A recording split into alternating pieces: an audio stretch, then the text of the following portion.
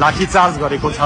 र हेर्नुहोस् यसरी भित्रबाट लुटपाट गरेर बाहिर निस्कँदै गरेकाहरूलाई भाटबटिनको सेक्युरिटी गार्डले लाठीले हानेको छ।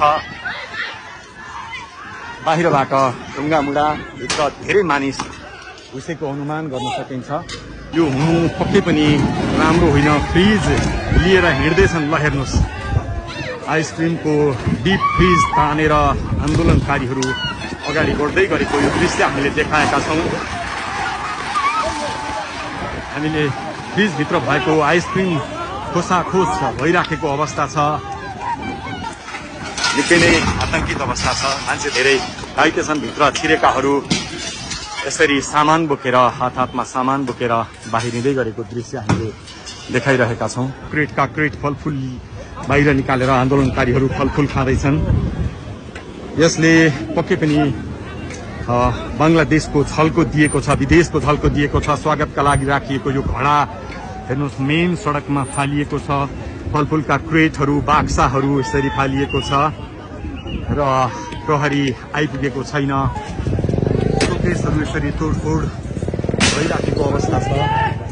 यो कोटेश्वरको भाटबटिन हेर्नुहोस् फलफुलहरू यहाँ देख्न सकिन्छ। मानिसहरू सामान बोक्दै भाग्दै दौडिँदै गरेको अवस्था देख्न सकिन्छ। साँच्चै बङ्गलादेशको झल्को यति बेला कोटेश्वरको भाटबटिनीमा देख्न सकिन्छ। दर्शकवृन्द आगो लगाइदिए भनेर यहाँ आन्दोलनकारीहरू कराइरहेका छन्। माथि ढुङ्गा प्रहार भइराखेको छ। यो कोटेश्वरको भाटबटिनीको दृश्य हो। दर्शकवृन्द सोच्दै नसोचेको अप्रिय अवस्था। प्रहरी अहिलेसम्म भाटबटिनीमा आइपुग्न सकेको छैन। पार्किङमा राखिएको गाडी यस्तो अवस्था छ। फलफुल यत्रतत्र सर्वत्र देख्न सकिन्छ। हेर्नुहोस् अगाडिपट्टि थुप्रो मात्रामा आक्रोशित युवाहरू आन्दोलनकारीहरूको उपस्थिति देख्न सकिन्छ। प्रहरी लगभग निष्क्रिय अवस्थामा प्रहरीले यो क्षेत्रलाई आफ्नो नियन्त्रणमा राख्न सकेको छैन। प्रहरीले नियन्त्रण गुमाएको अवस्थामा स्याउ सुन्तलाले भाटबटिनीमाथि आक्रमण भइराखेको छ। अहिलेको अवस्था निकै नै गम्भीर छ, भयावह अवस्था छ।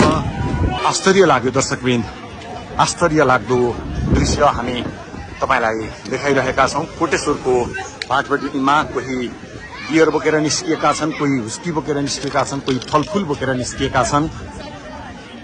अकल्पनीय दृश्य हामी देखिरहेका छौँ। ल हेर्नुहोस् रुसलान भुड्का बोकेर हिँडिरहेका छन्, फलफुल बोकेर हिँडिरहेका छन्। ओहो